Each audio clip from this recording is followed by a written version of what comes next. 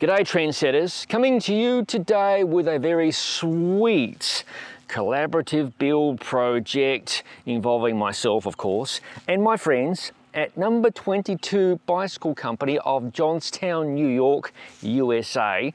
If you're interested in seeing my review of their Drifter titanium bike, be sure to check out the link in the description below and the little box on screen. Also, my friends at Zipp of Indianapolis, Indiana, home to arguably the world's greatest motor racing spectacle, the Indianapolis 500. Love that bloody race. And not forgetting my other friends, sister company to Zipp, SRAM of Chicago, Illinois, USA. Inside this rather nondescript looking box for the recently new to market SRAM E-Tap 13-speed Explorer Red. I know I got that asked about face drivetrain designed specifically for the rigours of gravel cycling. Did I mention 13 speed? I did. It's a crazy group set. Momentarily, I'll unbox all these goodies for your viewing pleasure. Not long after this presentation, I'm going to take all these goodies and tote them to see my good mate Pete of Brickyard Bike Company of Phoenix City, Alabama, just across the Chattahoochee River from Columbus, Georgia. What's up, trendsetters? We will be conducting a build party. Obviously, there'll be video and more. And I have to tell you, number 22 does not mess about with packaging. This is the neatest packaging job I've ever seen for a frame, fork, etc. I'll adjust the camera in a tick so you can see how splendid it really is. There you go, a different perspective of how all packed and organised this frame module is. Now, if you're wondering, this frame module, I believe this is for the Drifter Adventure model, by the way. That's what's hidden behind the bubble wrap there. It's going to set you back about US $6,300. Be sure to visit the number 22 Bicycles website linked on screen and in the little box below. Get a load of this rear wheel, will you? This is the Zipp 303 Explorer SW. I am going to review this wheel set separately. It is insanely wild and crazy. Look at the inside rim width, will you? It's 32 millimeters. And you've also got dimpling. Not the first time we've seen dimpling with Zipp, but it's very reminiscent of a golf ball. This wheel set is designed to play nicely with a couple of Goodyear tyres specifically designed for this rim, and they're meant to eliminate the light bulb effect. So you've got your rim and then you have like this big tyre kind of doing that. So that is meant to eliminate that particular facet of non-aerodynamic performance and potentially make you go faster. Who knows? I guess placebo is definitely worth something, if you ask my opinion.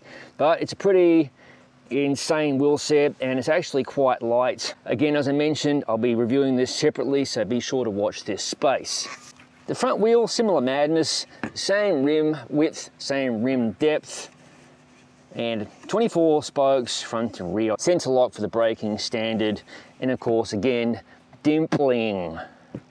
Wild stuff. And these wheels, they're not going to please everybody. They are hookless. No hooks there, trendsetters. Hookless. Here we are, trendsetters. The number 22 Drifter Adventure unboxed. It is titanium, if you didn't figure that out already. And number 22 is known for their beautiful finishing. This frame is a combination of a polished top tube with the number 22 logo, and you've got a mix of Cerakote, and then you have a bee blaster finish with more polishing on the chain stays. Absolutely stunning. And of course the tube shapes, well, they're not exactly round, are they? And complementing that, you have a number 22 carbon fiber fork, which has routing internally for a dynamo hub, and of course the front hydraulic brake. Other features on this frame, you've got plenty of mounting points. There are 4 mounting points for bottle cages. So the traditional bottle cage mounts you would expect on the down tube and seat tube. Atop the top tube, my favorite mount, the bento box mount, food bag, whatever you like to call it. And of course, beneath here, we have the position I call the cow catcher position. And this frame and fork have clearance for 700C by 50mm tires, so it'll play nicely with those Zipp wheels I showed you earlier. In fact, let's grab the bottle cages here. These are by Silka, and they have been specially prepped to match this bike perfectly. 3R supplied. Thank you, number 22. Also accompanying the package today, this fantastic Enduro Bearings Max Hit bottom bracket is going to be installed into that T47 threaded bottom bracket shell. If you don't know about Max Hit bearings or Enduro bearings, I encourage you to check out their website. This product has a lifetime warranty. And where do you find that for the bottom brackets? It's not cheap, but if you want a lifetime type bottom brackets, this is the product to consider. And I believe they also make headset bearings. Speaking of bearings, these are the headset bearings, and I'm pretty certain they're also by Enduro. Other goodies inside this particular frame kit here, well, we've got two important parts. Titanium seat post, and again, it receives the same treatment as the frame, so you've got beautiful polished lower piece, most of the seat posts actually, Cerakote atop, and this lovely number 22 stem, which is again a mixture of finishes. This is a 19mm stem, so this bicycle follows the hot trend of adventure bikes with longer top tubes and shorter stems. So got myself sized up accordingly. And the other thing is there's no internalized routing on this build. All the cables are going to run externally outside of the handlebar and so on. They'll of course run inside the frame, etc., but not the crazy fully integrated build we've seen and come to expect from some manufacturers. Also here, 3D printed titanium computer mounts, and currently packaged, these are titanium spacers. And this is the remainder of the seat post kit, so basically the goodies that hold your seat rails in place, etc. And who could forget, we have a through axle for the back end of the bike. And of course, this bike features a lot of 3D printed technology, including the dropouts. And this bike has the latest and greatest mounting relating around the SRAM direct mount standard UDH. The final detail I cannot forget to talk about is the number 22 information card that accompanies every frame. So you've got the models here, Drifter Adventure, your serial number, the date it was built, and who did the brazing, alignment, welding, quality control, and so on. Hello again, trendsetters. This is the big box of parts I alluded to earlier. Here are the new SRAM red E-tap AXS shifters. They work with 12 speed and 13 speed. You've got the special bonus button right there. Obviously they're hydraulic, etc. And here is the caliper, the red caliper. These parts are very, very light. And inside this hermetically sealed bag is the second brake caliper and second brake / shift lever. No bicycle will be complete without a chain, and here we have a 12/13 speed red chain. Don't forget, the new 13 speed uses a 12 speed chain. Isn't that nice? Here we have the brains of the operation, the rear derailleur. This is not a cheap bit of kit. It retails for, I hope you're sitting down there, several hundred US. There's also the special mounting required for the UDH mount. Got that in place. My God, this is such a light bit of kit, I have to say. And if memory serves me correctly, there's ceramic bearings in these pulleys. This thing is a beast. It looks like it's heavy, but believe me, it is not heavy in the slightest. And I've already been running another bike with this setup. It's been standing up beautifully to punishment so far, but I'm gonna punish this one even more. I hope you're sitting down, because this here is the cassette, and it's a bit controversial. Why is that? Well, because retail price in this cassette is US $600. 10 to 46. It is an absolute marvel of modern engineering, I have to say, but I really hope that SRAM is going to produce a lower tier of this group set. Here are SRAM's latest brake rotors. I love the style of these puppies here. Obviously there's a pair of them. They are 160 millimeters. Sharp looking. Next up we have the crankset, and this is the power meter version. I wasn't expecting that. Thank you, SRAM. You have a variety of chain rings available for this 1x crankset. This is a 40. You can also get a 36 and a 38, and I think all the way up to 48 in 2 cog increments. Oh, this is a nice light piece of kit. Carbon fiber construction, of course. And read the directions there about the battery installation. Naturally, we have the matching non-drive crankset, also red, also carbon fiber.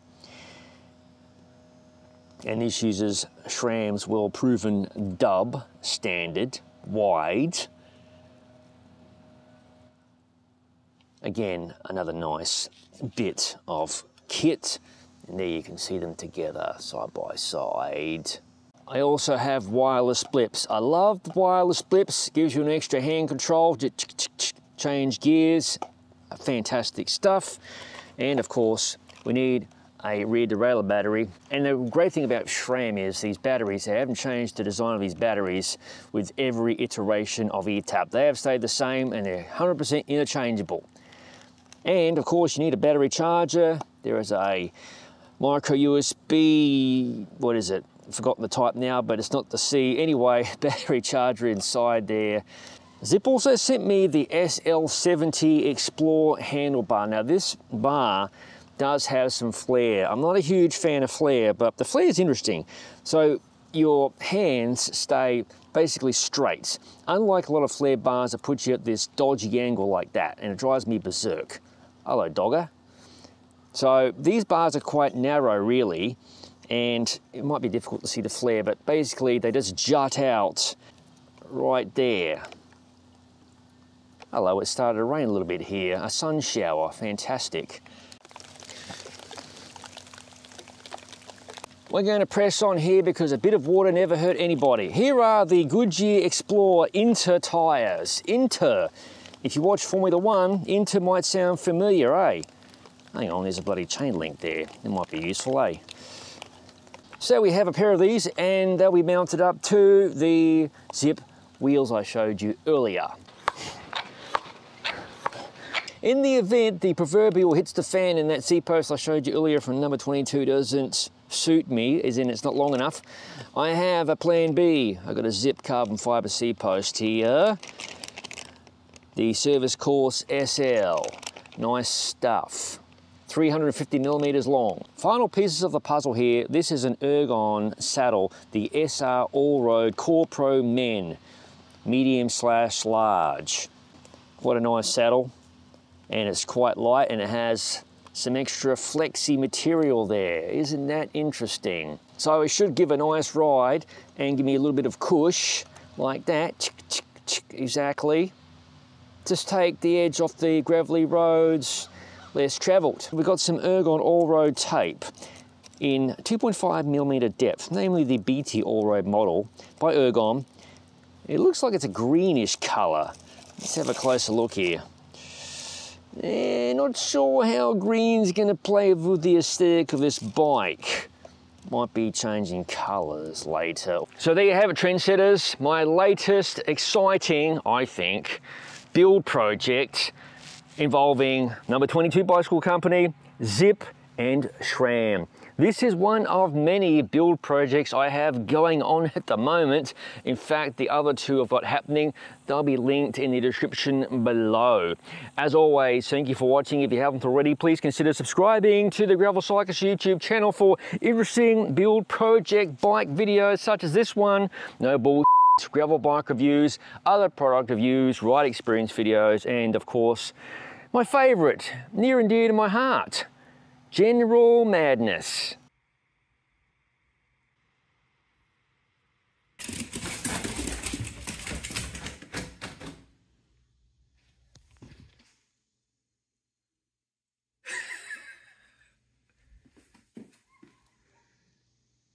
what the f am I doing with my life? Oh yeah, it's pretty bloody awesome. I'll see you in the next video.